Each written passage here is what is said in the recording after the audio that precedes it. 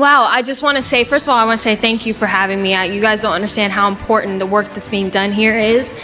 I'm a little nervous because, this is something, awards are great, but this is something that really means something.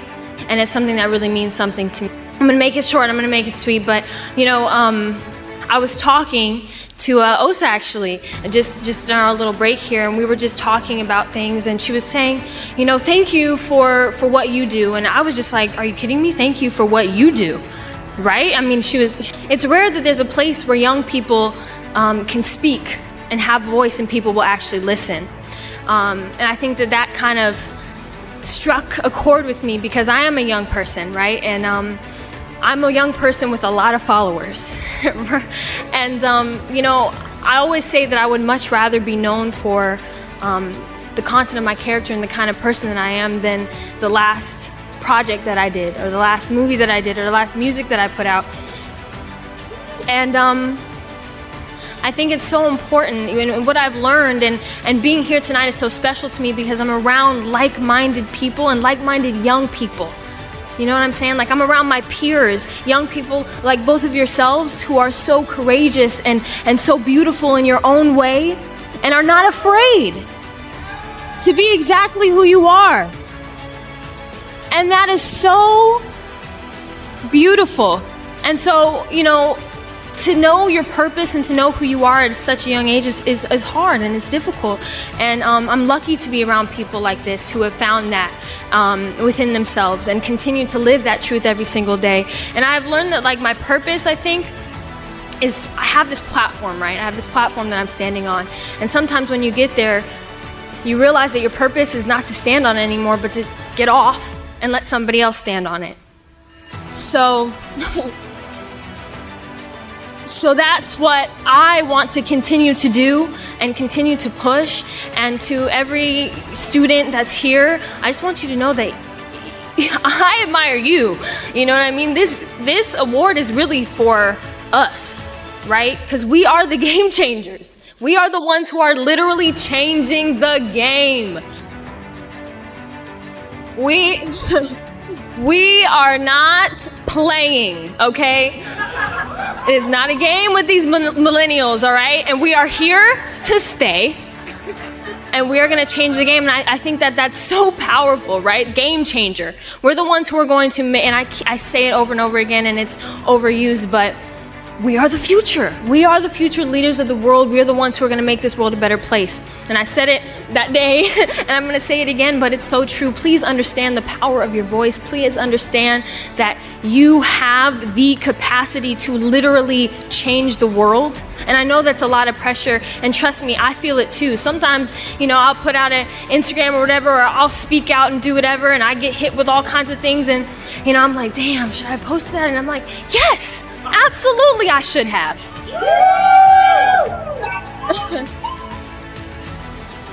Absolutely, I should have. So do not let other people's, I guess you could say, insecurities, and do not let that fear cause fear and allow that to silence you. Never allow that fear to silence you. Continue to be outspoken. Continue to believe and live in your truth and do exactly what you were meant to do. And so, honestly, I'm just here to say that I appreciate you, and I thank you and everybody in this room for continuing to not only cultivate those young minds, but give us a platform and a space to speak and listen. So thank you for your respect. Thank you for constantly respecting these young people. And let's continue to make some change and change the game. All right? I'm so nervous right now. First of all, thank you, Yara. She is, the future. She is a young woman who is educated. She's beautiful. She's smart. So thank you, and I can't wait for you to be getting this. Wow, what a room.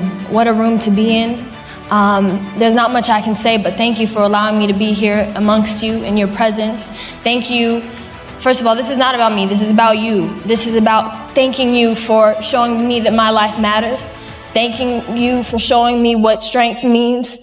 Thank you for paving the way for us, for showing us that we are worth it, that we are proud, and it is okay to be proud of who we are, of our bodies, of the way we look, of the way we feel. It's beautiful. And now is such a pivotal time in our history. It's such a pivotal, crazy time. And I want you to know, all you ladies up there, you are the leaders. We are the future. We need you. We need every single one of you in this room. You are needed. You are needed to step up to the plate right here, right now, and let your voice be heard. This is the time. So please continue to do so. I appreciate you. I love you. I thank you. I support you. I'm with you. We are all with you in this room tonight. So thank you for everything that you do. Thank you for allowing me to be here with you. And there's nothing else I can say, but thank you, thank you, thank you. So I love you. To women. Thank you so much. This is an absolute honor. I'm incredibly grateful to be up here in front of all of you beautiful, beautiful people tonight. One of the year, that's kind of crazy considering that I'm 23 years old and I'm just figuring out how to become a young woman myself, and figuring it out as I go. And to be here tonight, thank you so much. And thank you, GQ, for having me. Yeah, I don't know. I don't really know really what to say. It's a huge honor. I feel like sometimes I go and I go and I go, and I think a lot of us can relate to this, but you go so hard and sometimes you forget to just kind of stop and take in moments like this. Sometimes, I was talking about it earlier, I feel like I work so much I forget about life, and to actually be present in these kinds of moments where you can look around the room amongst people that you appreciate and just take it in.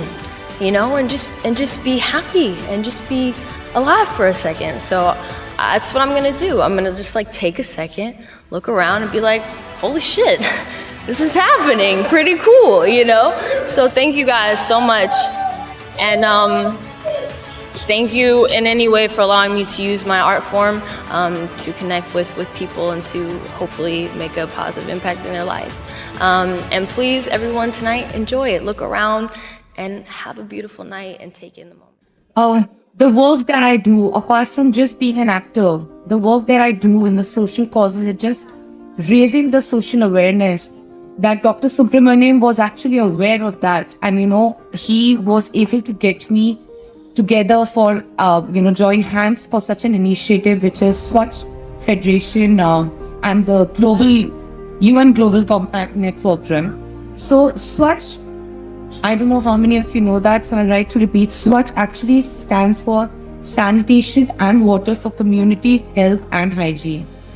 The word community only shows that how Swachh and AquaGuard and UN, like how we are trying to get the community. And by community, we are not saying Bandra, Versova, Andheri. Community, we are mean women, people, Indians, all of us together. It's the humanity. The community over here means humanity. Getting humanity together for the betterment of hygiene and health and sanitation and water. And what better way to launch a product like Sanities. I'm just glad we are in that era and at that stage right now where a woman can openly stand on a podium in front of hundreds of people and talk about sanitation. I don't know how many of you know that, but honestly, I'm not going to talk about rural India. I'm going to talk right now about the urban India. I'm talking about Mumbai, I'm talking about Delhi, I'm talking about Hyderabad, I'm talking about cities like this. A lot of women till now are using, when it comes to sanitation, when it comes to menstruation, they're actually using the handmade cloth, the cloth which they just, the extra cloth which is lying around at home, they're using that. And that is what causes a lot of health issues, a lot of hygiene issues in women in India in today's day and age. And we're talking about 2018. We are not talking about 90s. We're talking about 2018, where we have films which are actually made only on sanitization. And publicly we are announcing that, okay, the prices are less of all the sanitary pads.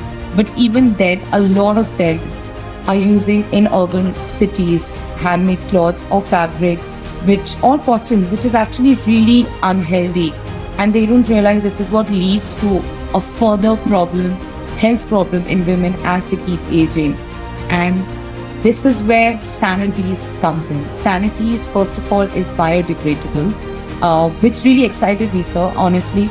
The fact that someone has put, we're banning plastic. Let's just start by that. We're banning plastic, but we haven't thought about something like this before, and this is where I stepped in, and this is what I said, yes, we need to now start a revolution and start something better. And that's when Sanities came in. It's biodegradable, it's fresher, it's healthier, it is much, much cheaper when it comes to costing than any other sanitary, commercially sold sanitary napkin in this day and age. The price, I think, is something that, and it being biodegradable, that a lot of people would, I feel, go for it and probably buy it and use it, is because, because I see a lot of men here, and this is why, apart from women, I want even men to know this, because my father, my brother, my boyfriend, my friends, I want all of them to know that how much important a woman's hygiene is. Her health is honestly related all about hygiene. That is why I feel that women are superior, but when it comes to our internal organs, we need to be taken more care of. Or that's why I think every woman should be treated like a queen or princess, honestly. Because a little problem in our hygiene, little carelessness in our hygiene leads to 68% of the problems in women's health. Coming back to Sanities, green, that is what we are promoting, that it's green. And the fact that, nearly, like, we have, I think, almost more than half of our population right now is women and girls. So first of all, a big yay and round of applause for government. Years back banning, female fetus killing. So thank you for that, because women are the next generation. Of course, the men are the generation now, but women are the next leaders of the world. So, as I said, then more than half of our population, and I'm just talking India, I'm not also talking whole of the world. Most of our country's population, more than half, is women and girls.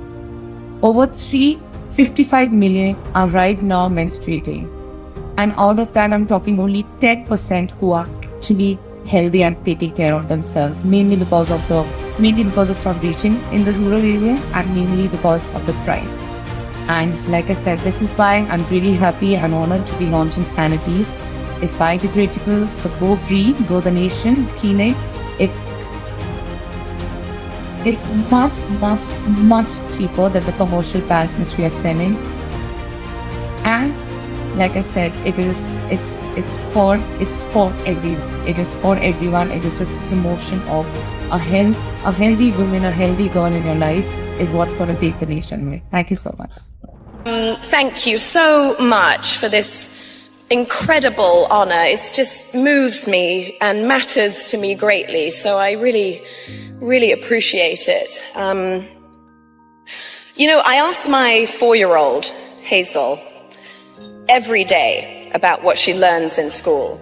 I ask her every day. And sometimes I'm met with, she's 4, so it's like, I played and I'm like, what else? Tell me. And, it's probably because she's tired, or perhaps because I ask her every day and she's tired of me asking about her day. But the other night, it was like she threw me a bone as I was putting her to bed. And she said, hey, Mummy, do you know how to get to Harlem? And I just sort of stared at her dumbly, and I said, how do you get to Harlem? And she goes, you take the A train, it's the quickest way. And I was like, what? And I said, like the Ella Fitzgerald song? She goes, yeah, Ella Fitzgerald. And I almost wept, because Ella is like my jam, and then I discovered that she was learning about the Harlem Renaissance at 4. And I've also been schooled on lava caves, never heard of them before. And the small bump on a baby owl's beak that it kind of uses to crack against the shell to birth itself. And then it falls off. I'm like, how? This is stuff I've never heard of before.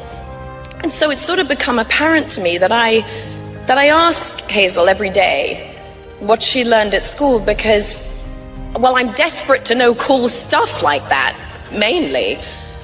But to learn from her, and I just sort of adore the look of delight in her eyes when she realizes she's teaching me something I knew nothing about. And she's just being nourished and inspired at school in ways I clearly can't keep up with. And I see in her, and now in our youngest daughter too, that they yearn to learn. They crave it, and in return the world sort of lights up for them and invites them to absorb the infinite possibilities that are available to them. And they are lucky enough, and as was I, and as were most girls that I knew growing up, that your dreams were not ever going to fall on deaf ears, and that your thoughts and your voice mattered and could make a difference. And I said this to the incredible Malala Yousafzai when we met for the first time. And I was, in fact, rather overwhelmed to sit with her. My husband, John, and I discovered this very deep connection to Malala's cause for women's education, spurred on by the arrival of our two daughters. And she and her extraordinary father agreed to meet with us in London. It's a train ride away from where they now live in Birmingham, in England. So Malala is the name of a 19th century Afghan freedom fighter. It's a soft-sounding name that certainly packs a punch, and how appropriate for the person who bears it. The most compassionate of hearts, but courage and will of steel. Her name is sort of seared into our memories when news broke of the 15-year-old girl who was shot in the head by the Taliban on her school bus after hearing the demand, "Which one is Malala?" And we wanted to know the same. Who was she? This girl shot in the head for championing girls' education. Who was she? She, along with her friends on that bus, was determined to continue her education no matter the threat. And as schools were bombed and houses were raided and teachers were killed, she was unbowed and untethered by the intolerable limitations that were placed on her freedom to be in the one place that she wanted to be, in school. And when the bullets rained down on these girls, the world stopped in their tracks and they listened to Malala. But most importantly, so did millions of girls around the world put in the same position. This courageous, eloquent, and inspiring girl became their light. There are over 130 million girls missing out on an education because they have to work, or they are married by the age of 12, or they lack access to school facilities, or have to care for younger siblings, denying them their fundamental right to an education. And the Malala Fund is working tirelessly to ensure 12 years of school until they are 18 for every girl worldwide. So from empowering local leaders to shift the old-fashioned mindsets of early marriage in Pakistan and many other countries, creating learning programs for out-of-school married girls in Kenya. They give access to quality education for Syrian refugees, building schools in remote and rural areas. They are girl by girl transforming communities. The potential for socio-economic growth when the other half of the population is given the opportunity to learn and then to work is limitless. Malala knows this, and they are seeing it firsthand in the communities they have touched, that if women are given a voice, they are using it. When they are handed the purse strings, the communities thrive. When they are given a job, they flourish. They organize better, they galvanize more passionately, and they are more likely to encourage peace, where peace should be the priority. I remember Malala's father saying something to me that I will never forget. He said, "Too many women die as if they have never been born." And I have never forgotten it. And John and I both feel we want to do as much as we can to help ensure that that statement doesn't hold true in the future. And I know that I will never meet anyone more inspiring than Malala in my lifetime. I mean, she's only the youngest ever Nobel Peace Prize laureate. I doubt anyone could top her, really. She has set such a high bar. But her dream is that there will be others just like her. Because if one girl with an education can change the world, well, we just have to imagine what 130 million can do. These were revolutionary ideas when we began to demand them in the 30s. We wanted unemployment insurance. We wanted home relief, hot meals for children in schools, and housing for the destitute people living in the city dumps. In that time, who heard of an 8-hour day? Even the idea of a union was in this time a new concept in the world. No one expected decent wages. The others with the privilege were born up there. But we were on the bottom. To us, the idea that we had the right to strike, that was something that was hard to imagine. So, what could be done about all this? We began to organize. We formed unemployed councils. They were spontaneous people's organizations. We would open an office in the middle of a neighborhood. We organized around our needs. The women were organized to monitor the prices of food all the time. If an item became too expensive in a particular store, we immediately went on strike. We picketed with the sign, "Don't patronize this grocery. They are charging too much for bread." Nobody would cross our picket lines. By that time, our workers were everywhere, leading demonstrations, circulating petitions, speaking on street corners. So, we would go into a building, introduce ourselves, and ask the people to organize. We promised that we would fight the evictions and help take care of the people who were thrown out. In those days, you would walk down the street and see whole families with their children sitting on the sidewalk, surrounded by furniture.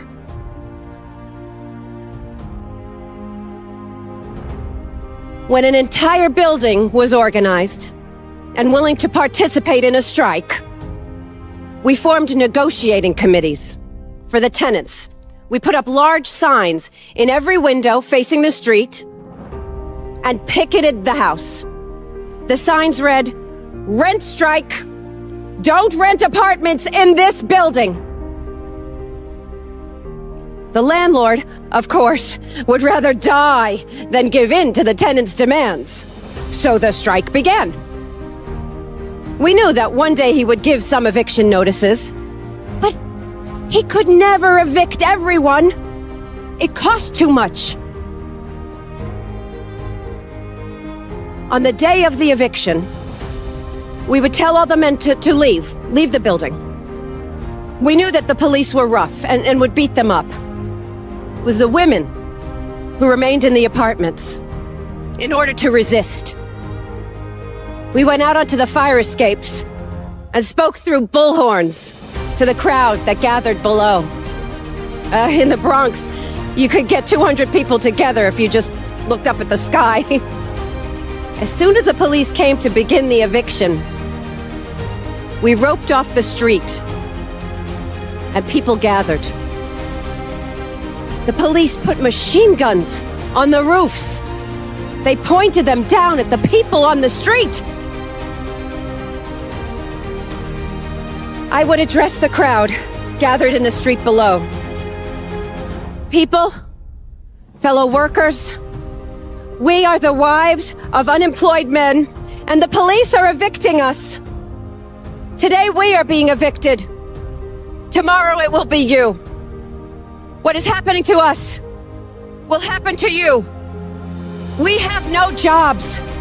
We can't afford food. Our rents are too high.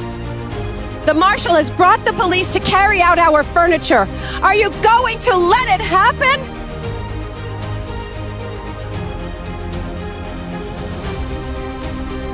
Sometimes we poured hot water on the men that came to evict us. And sometimes they would hit us. Then we would run out onto the fire escape, grab the bullhorn, and shout to the crowd, "They're hitting us! They're big men, and they're hitting us! But we're not going to let them move the furniture!" Sometimes we failed, and the furniture was carried into the street. Immediately, we would cover it with a tarp so it wouldn't get spoiled, and then we'd hold a mass meeting on the furniture, using it as a platform. We were only waiting for the police to leave. As soon as they were gone, the people standing around would pick up the furniture and carry it right back into the building.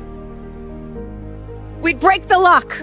We'd put back the furniture, install a new lock, and the landlord would have to go through the whole procedure another time. Thank you, Aquafina, for taking that beautiful bullet for all of us, and thank God I wrote my speech down. Hi. Ellen, we got to keep the best friend stuff kind of on the DL, okay? Because a lot of my best friends are here. Okay. I mean, you would think after 30 years of being in this industry, getting up here would be easy, and it's not. It's terrifying. It's not that often we are surrounded by people who found their voice and are using it to hold people up and bring people together. And that to me is true power. I mean, it's funny because I've never actually thought about myself as powerful. I mean, strong, yes, but powerful, not. It's a distinction I've actually been thinking a lot about lately, because the word power and its counterpart, abuse of power, keeps coming up in light of what is happening in our country, in our industry. A rebalancing of the scales, I guess you could say. And I've been thinking about my own relationship with that word, with the word power, which got me thinking about my early associations with my own sense of power, something I believe comes from using our voice. And I remembered a parental figure saying to me, around the rather critical age of about 11, after a dinner party, that I was excused from the table because I didn't have anything interesting to add to the conversation. Ouch. And it stuck with me. It stuck with me like painfully worded sentences can. And if I'm being honest, and I'm being honest because I'm 50, and that comes with the territory. That's right. So I carried that sentence with me into adulthood. And I always felt incredibly comfortable giving, a voice to the words of others, but put me at a dinner table with strangers or at a podium like this, and I go right back to being 11 years old. The last 2 years has made me think a lot about the messages that we send young kids, little girls especially, how the things that we say and do can either build them up or it can tear them down and make them feel like maybe their voices don't matter. And it wasn't until Friends took off that I started seeing myself in a different light. I started meeting all of these people who expressed to me how much the show meant to them, how it lifted their spirits during a bad breakup or got them through an illness. And I was just so incredibly moved by that. And I began to change the way I thought about my own voice and what it meant to have a platform to use it. Still no prompter. And then enter Marlo Thomas. Marlo Thomas, as some of you might remember, she was my mama on Friends. And I remember one day we were on set and she said to me, "I'm going to this St. Jude gala tonight. Would you like to be my date?" And I said, "Yeah, I'd love to be your date and go to that." So there we are at this big elaborate gala. There's tuxes and gowns and tiny little food on toothpicks that you can't eat in any dignified manner. And I sat down at the table and they started to roll this tape of the hospital. And I sat there watching it, moved to tears, and that was it. That was it for me. I wanted to be a part of this extraordinary organization. And that was 25 years ago. And I am very honored to be a part of St. Jude. And I've been in love with them ever since.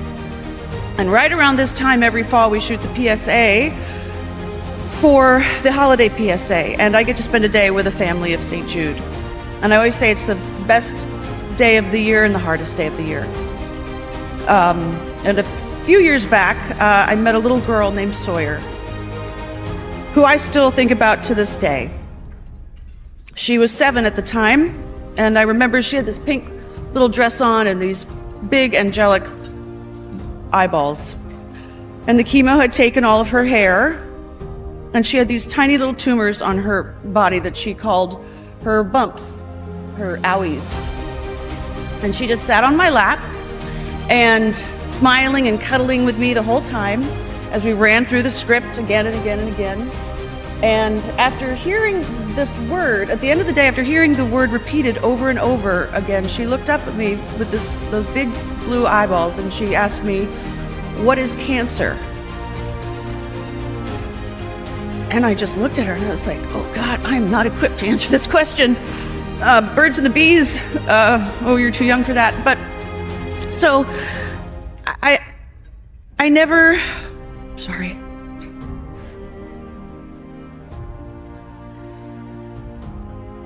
But seriously, I never forgot about that moment. Here was this little girl who was fighting this deadly disease every single day, and she didn't even know what the word was for it.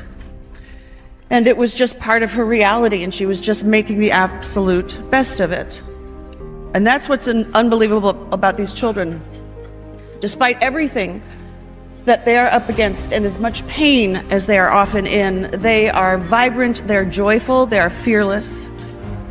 And that's part of the magic of St. Jude, and why I'm so honored to support their work, because they're giving children the best care on the planet so that they can reclaim their childhood, so that they can find their little inner superhero. And they're doing it at no cost so that the families can focus on their little ones, live without worrying about crippling hospital bills, and they're pioneering treatment, cutting-edge treatments that will soon one day find a cure. And that is what every child deserves to know, that they are seen, that they are powerful, and they are loved, and that they deserve a seat at the table, and that anything they have to say or any question they have to ask is of value, even if we don't have all the answers for it. So thank you very much for recognizing the work of this remarkable organization and for celebrating the power in each and every one of us. Thank you. My name is Chimamanda. In Igbo, it means my personal spirit will never be broken. I'm not sure why, but some people find it difficult to pronounce. A few years ago, I spoke at an event in London. The English woman who was to introduce me had written my name phonetically on a piece of paper. And backstage, she held on tightly to this paper while repeating the pronunciation over and over. I could tell she was very eager to get it right.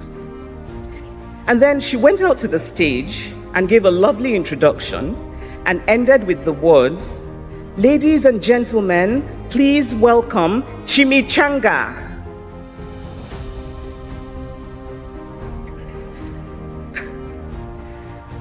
I told this story at a dinner party shortly afterwards, and one of the guests seemed very annoyed that I was laughing about it. "That was so insulting," he said. "That English woman could have tried harder." But the truth is, she did try very hard. In fact, she ended up calling me a fried burrito because she had tried very hard and then ended up with an utterly human mistake that was the result of anxiety. So the point of this story is not to say that you can call me chimichanga. Don't even think about it. The point is that intent matters, that context matters. Somebody might very well call me chimichanga out of a malicious desire to mock my name, and that I would certainly not laugh about. But there is a difference between malice and a mistake. We now live in a culture of calling out, a culture of outrage.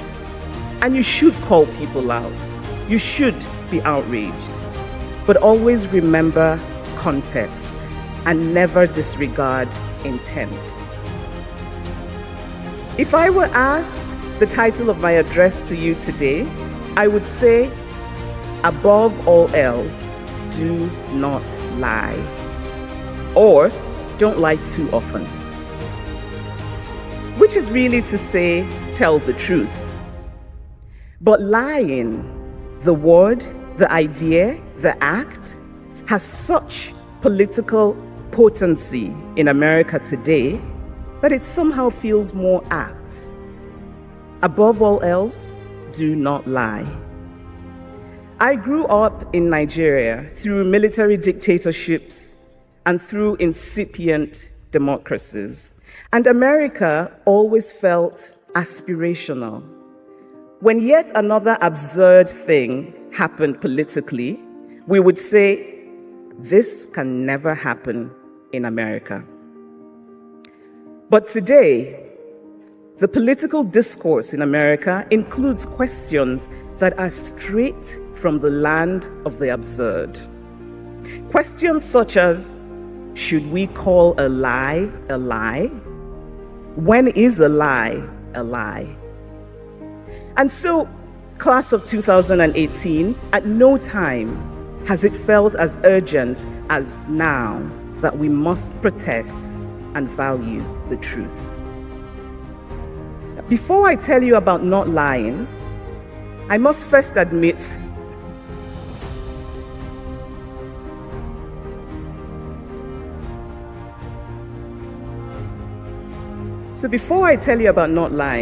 I must first admit to lying.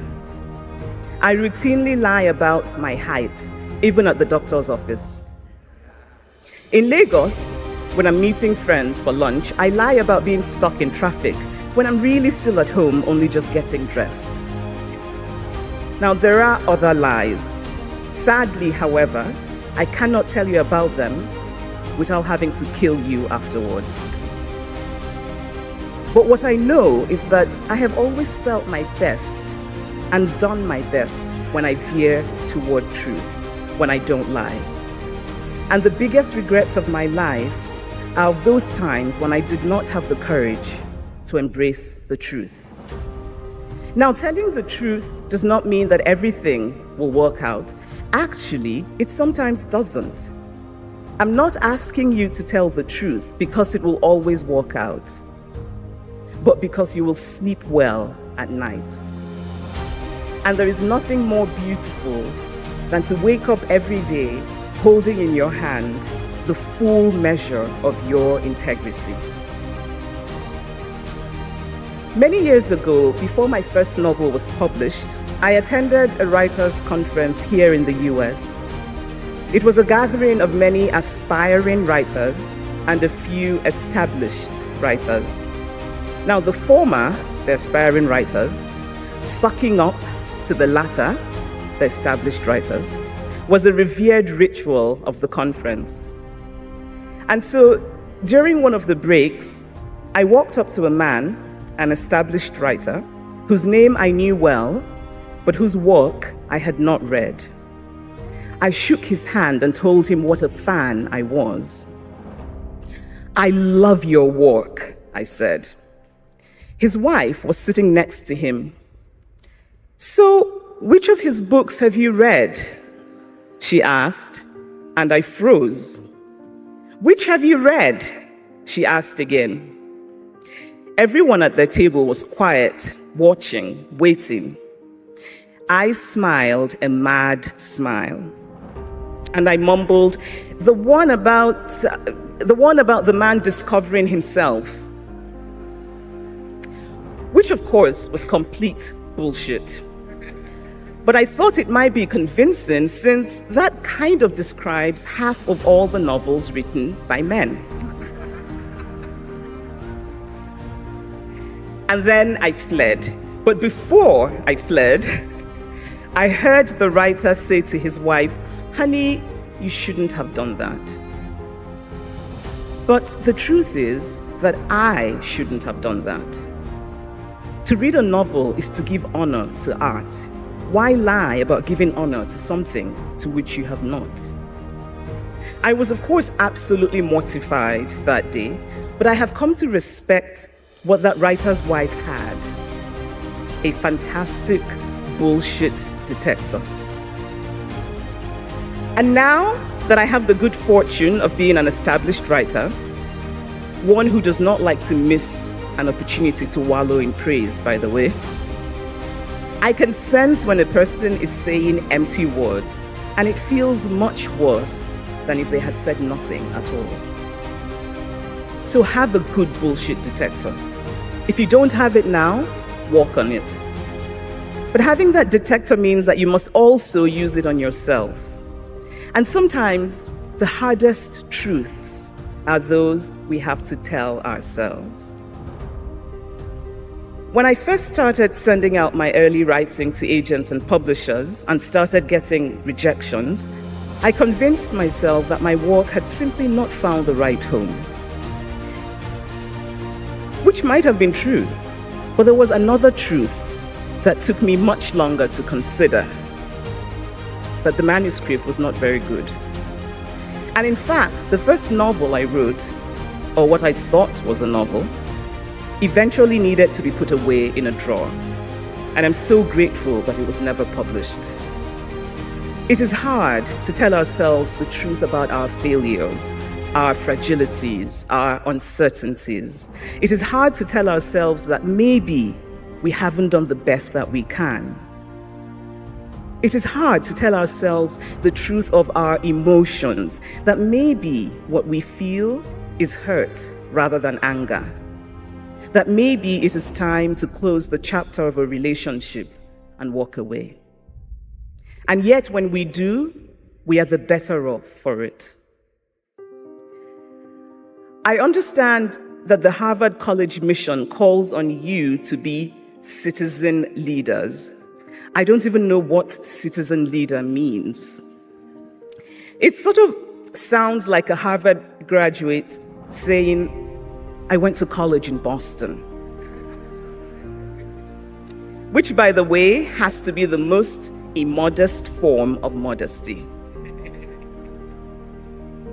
Please, class of 2018, when you're asked where you went to college, just say Harvard.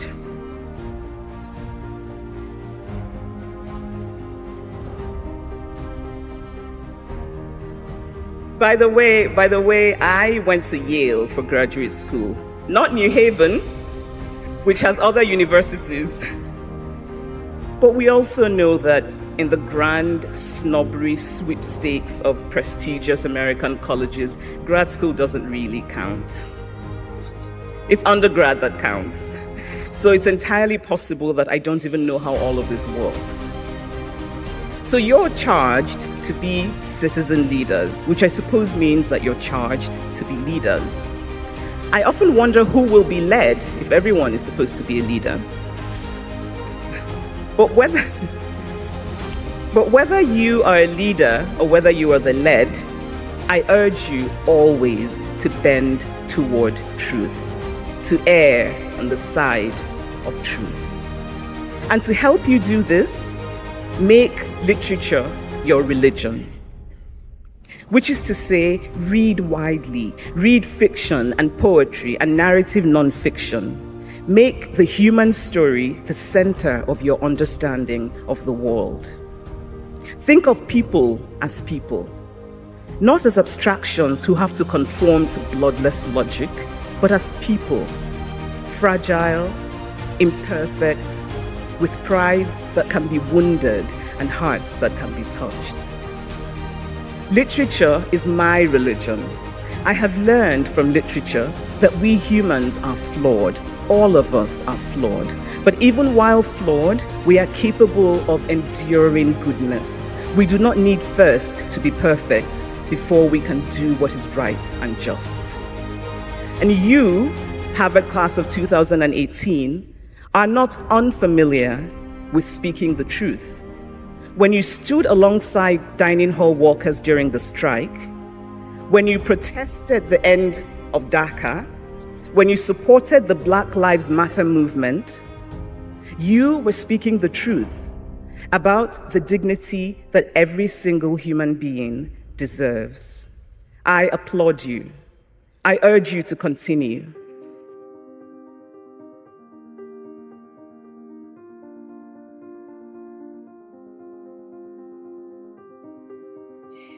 But remember that now, outside the cocoon of Harvard, the consequences will be greater. The stakes will be higher. Please don't let that stop you from telling the truth. Sometimes, especially in politicized spaces, telling the truth will be an act of courage. Be courageous. Never set out to provoke for the sake of provoking, but never silence yourself out of fear that a truth you speak might provoke. Be courageous. People can be remarkably resistant to the facts that they do not like, but don't let that silence you from speaking the truth. Be courageous. Be courageous enough to acknowledge that even if there is no value in the position of the other side, there is value in knowing what that position is. Listen to the other side, at least the reasonable other side. Be courageous enough to acknowledge that democracy is always fragile and that justice has nothing to do with the political left or the political right. Be courageous enough to recognize those things that get in the way of telling the truth. The empty cleverness, the morally bankrupt irony, the desire to please, the deliberate obfuscation, the tendency to confuse cynicism for sophistication. Be courageous enough to accept that life is messy. Your life will not always perfectly match your ideology. Sometimes even your choices will not align with your ideology. Don't justify and rationalize it, acknowledge it. Because it is in trying to justify that we get into that twisting, dark, unending tunnel of lies from which it is sometimes impossible to re-emerge whole. Be courageous enough to say, I don't know. This might be harder to do with everyone calling you Harvard, but ignorance acknowledged is an opportunity. Ignorance denied is a closed door, and it takes courage to admit to the truth of what you do not know. Some people think that Harvard is the best school in the world. Personally, I'm not so sure. I need to know what my people at Yale think about that. But I do know that for many people all over the world, Harvard has become much more than just a school. Harvard is a metaphor for untouchable intellectual achievement. And now that you are Harvard graduates, well, actually, almost Harvard graduates, you don't actually have your degrees. You wouldn't get them until tomorrow. And I suppose there is still time for the Harvard administration folks to change their minds about giving it to you. But assuming they don't change their minds and you do get your degrees tomorrow and become Harvard graduates, the world will make assumptions about you. Many of them will be to your benefit, such as the assumption of competence and intelligence. Employers will pay attention to your resume when they see Harvard on it. But there will be other assumptions. People who don't know anything about you except that you went to Harvard will assume that you feel superior, that you think you're all that. They will roll their eyes when you make a normal human mistake. You might hear at some point in your life, in a tone that cannot be described as nice, "There goes Harvard." Now, full disclosure, a friend once told me that the only thing he learned at Harvard was to behave like a person who went to Harvard. And I have often repeated that story quite gleefully. So, you will inspire resentment, and hopefully, that will help you keep in mind the humanity of everyone, including the privileged. But these assumptions that people will make about you are minuscule compared to the enormous privilege that comes with a Harvard degree. You now have a certain kind of access, a certain kind of power. And I know it is terribly cliched to say that you must now use this power to change the world. But really, you must now use this power to change the world.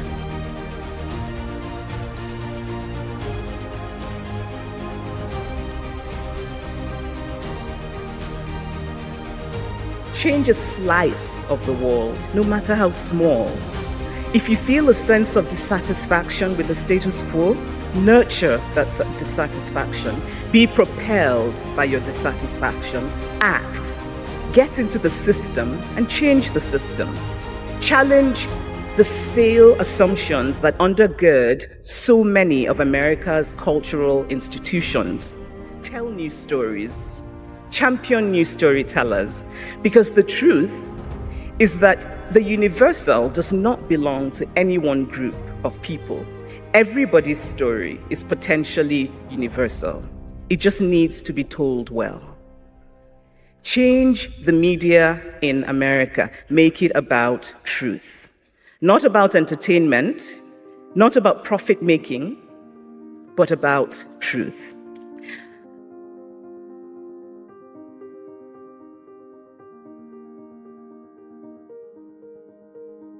And while you're doing it, be astute about when you need balance and when you don't. Because sometimes seeking balance gets in the way of telling the truth. If you're reporting about the sun rising in the east, you do not need to hear the other side, because there is no real other side.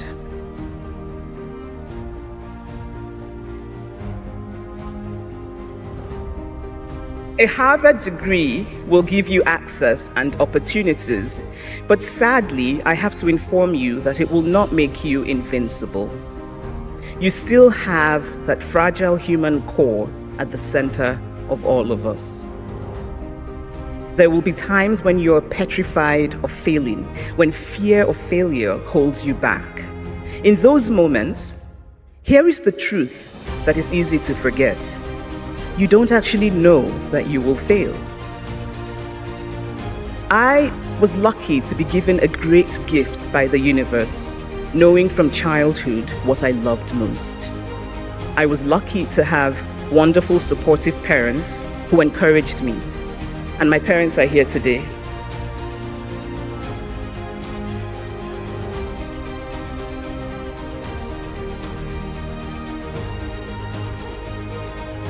Writing is what I love. Had I not had the good fortune of being published, I would be somewhere right now, completely unknown, possibly broke, but I would be writing. Some of you here today, like me, know what you love, and some of you don't. If you don't know, you will. If not something that you love, then something that you like, or something that you don't hate, or something.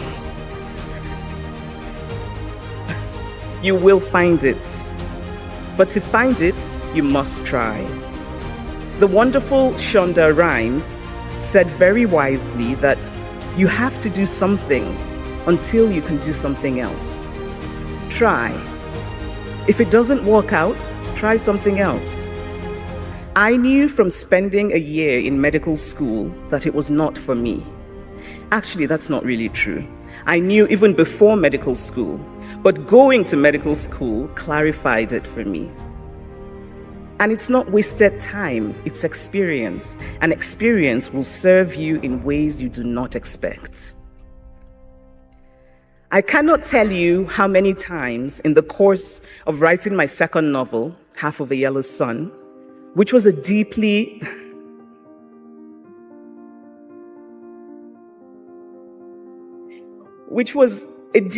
emotional book for me, I felt choked with uncertainty. I would climb into bed and eat chocolate. But I knew that after all the chocolate eating, after all the sinking into a dark place, that I would get up and keep writing. I cannot tell you how often I would sit down to write, and instead I would find myself going online to look at shoes and to put different shoes in various online carts and then remove some and put some back and order some and then not order some. I'm actually thinking of starting a society of esteemed procrastinators. And I suspect that many of you would probably sign up. Procrastinating is a form of fear, and it is difficult to acknowledge fear.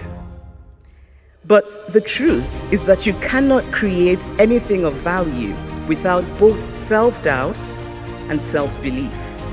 Without self-doubt, you become complacent. Without self-belief, you cannot succeed. You need both. And there is also the fear of measuring up, of keeping up, which for you might be heightened by the heavy weight of all those Harvard expectations. I want to share a line from a lovely poem by Mary Oliver. Whoever you are, no matter how lonely, the world offers itself to your imagination. When you fall into the funk of competition, when you compare yourself with other Harvard graduates, when you worry that you didn't get that job at Goldman or McKinsey or in Silicon Valley right after graduation, or didn't win a Pulitzer at 30, or didn't become a managing director or partner of something at 35, think of literature. Think of the early bloomers and the late bloomers. Think of the many experimental novels that do not follow the traditional form. Your story does not have to have a traditional arc. There is an Igbo saying, "Mbonye jikuni bututu ya." It translates literally to, whenever you wake up, that is your morning.